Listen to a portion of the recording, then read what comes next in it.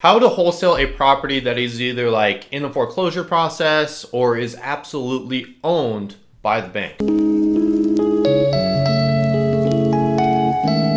Hey, what is going on, everyone? Devin Knupp here with another video, and I gotta say, this is probably one of the most asked questions that I've had in recent times as I've made so many different videos about real estate wholesaling. It seems like a lot of people want to know more information about bank-owned properties and people in the pre-foreclosure process, and even about short selling. And I gotta be completely honest with you guys, I've never done anything with the house that's passed the pre-foreclosure process, so I had to do a decent amount of research to kind of figure out what you need to do in order to do a wholesale deal on these properties, so that way I can inform you guys the best. So really, at the end of the day, my recommendation is kind of do your own a little bit of due diligence, but I'm going to help you guys in the right direction and kind of help you go out there and do some deals on some of these properties that a lot of people just aren't really wanting to touch because they just don't know what to do with them. And there is a little bit of a process that it goes through once it's past the pre-foreclosure process, or if there's no equity in the property, which I'm going to break down inside of this video. First things first, if it's in the pre-foreclosure process and you and the seller can agree on a price that makes sense for the two of you, and it's more than like what's owed on the mortgage, or if it's less than the mortgage, then they can afford to pay off the rest of the mortgage, whatever it may be, then that, like, all you have to do is just agree on a price and then sign it up and do the normal real estate wholesale process. And if you have no idea what I'm talking about for the wholesaling process,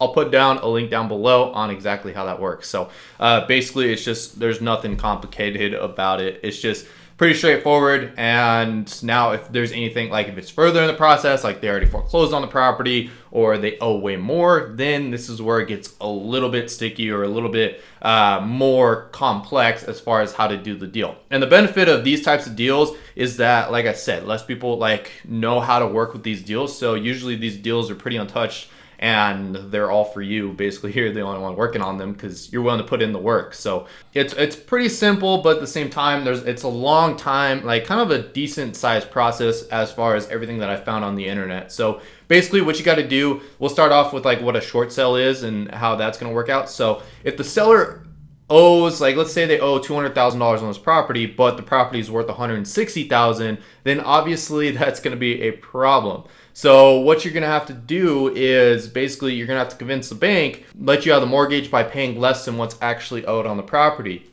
And so with this, you're going to have like a back and forth conversation with the bank. So what you can do is, first of all, you're going to send them an offer, and then you're going to have to kind of tell them why the seller deserves to be able to sell the house for like less than what they owe on the property, and kind of explain this process with them. And if you communicate with the bank that you're going to actually end up saving them money, because usually when a bank sells a house, they sell it for way less than what it's like actually worth because they throw it up on an auction, and basically convincing them that, hey, I'm going to speed up this process, I'm going to help you guys close it and everything, and basically go from there. So you just got to figure out kind of what the property's worth, try to offer obviously a significant amount less than that, and just go from there. It's going to be a lot of communication back and forth and really working this out. And usually, like, a lot of people will recommend that you work with a real estate agent that's had a lot of experience in short sales. So usually, like in this point in time, you're probably gonna have to find someone that was a real estate agent like 2008, 2009, because that's when a lot of short sales were happening. So if you can find a realtor that can really give you advice and help you out with the process, because there's gonna be a lot of paperwork in the process on doing this. And another key thing that you need to know is if you wholesale a deal from a bank, you cannot do an assignment fee. You have to double close on the property. And double closing is basically where you get someone to fund the deal for you to buy it, and then you sell it to a buyer. It's obviously all the same day or whatnot. It's the same as the assignment process, but you have to get the transactional funding for the deal. An assignment fee, you don't have to pay any transactional funding. The buyer just pays you out of whatever they pay for the property. So with this, you really need to find someone that's willing to give you transactional funding. And this one, that's not too big of a deal. Sometimes title companies do it for you because they know what's going on. And then other times there's like private lenders that will do it. You just got to like maybe pay the attorney fees and whatnot. It's usually going to cost you a little bit more to do a double close. But usually with these deals, there's like bigger margins, bigger profits that you can make on this deal. And a lot of times as well, these homes are newer, nothing really wrong with them. So it's like really all in the benefit of you. You're basically selling a brand new home, or you're wholesaling a brand new home, and that doesn't really need any fixing. So you're going to be able to make bigger margins on it the lower that you're able to get it. So like I said, you're going to have to send an offer off to the bank and then kind of work back and forth. and then you're gonna have to wholesale a deal. And like I said, you're gonna have to make sure you read the addendum, see if there's anything like specification wise that the bank requests when it comes to the deed. And then like really a lot of this, it's just gonna be like talking to people that are experts in doing a short sale. Really, like, especially because like each county, each state's a little bit different. So if you work with like a local attorney or a local real estate agent that's had a lot of experience, or a title company that's really able to help you out in this process, that's going to be your best bet, to be honest. You're going to need a little bit of outside help, a little bit more than the resources that show you online, which a lot of the resources just say, hey, make sure you just work with an agent and then have them help you out, which isn't a problem. Just pay them a percentage, whatnot. You should be making a lot of money on this deal, and just really just try to be as resourceful as possible. And then let's say that you can't short sell a property.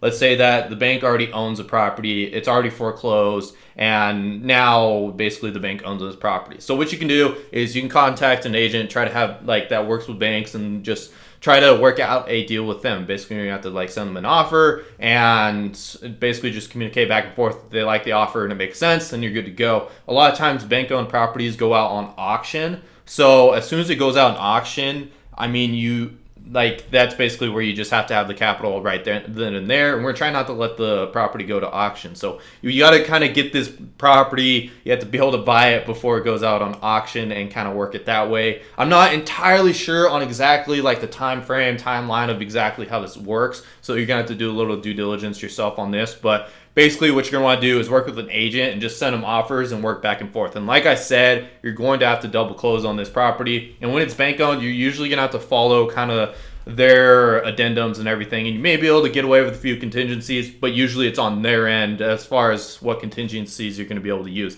So it's a little bit of a scary process, but if you know the numbers work and you're willing to put in the work and kind of willing to be able to be flexible and kind of as far as timeline goes, and you have a good size amount of buyers lined up, you're going to be able to wholesale this property. Like I said, this is something that a lot of people are just afraid to do, or they just don't have the knowledge on exactly how to do it. And even myself, I don't really know exactly the full process, and I highly recommend that you just work with a local real estate agent that's had experience doing deals with these types of properties, just because they're going to be able to help you out through the process. There's going to be a lot of paperwork. You don't want to be missing anything, and you want to make sure you can get it done. Don't let this be an excuse as far as like you doing a deal or not.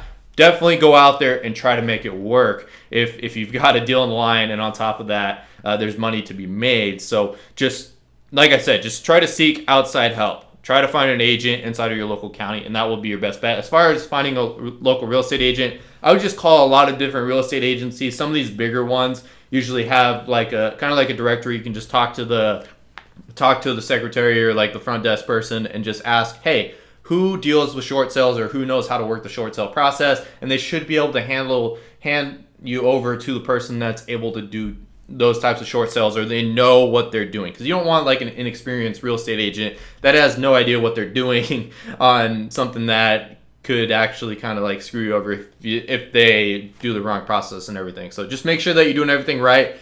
Ask a lot of questions. I highly recommend that when you're working with this professional, so that way you can kind of like really ask for advice, ask for help, ask for them to inform you on how this works, so that way you can just better your understanding of this process. So that way, in case you want to do more deals along this line, you're going to be able to kind of replicate the process, know exactly what needs to be done, and from there kind of figure everything out. So like I said, that's going to be honestly your best bet from my understanding, from what I've learned. And from there, you could be able to possibly do it all yourself, but I really wouldn't. Like, I wouldn't trust myself to be able to do it, at least for like the first few deals that I would be doing.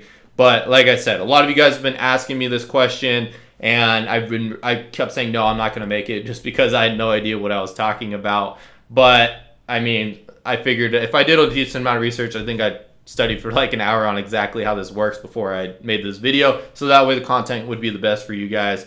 So anyways, this is the video that you guys requested. Do your own due diligence still a little bit, like just talk to a professional, and that's what I really recommend at the end of the day. And there's still a lot of money to be made out there. So anyways, you're one deal away. Do whatever it takes, go out there, do this deal, and then from there, it's pretty easy to scale, keep the momentum going, and keep making a lot of money in real estate wholesaling. So anyways, if you made it this far and you haven't already, join the family, join the gang by hitting the subscribe button down below. We've been blowing up lately, and my channel's growth actually like doubled the last like 4 days versus previously.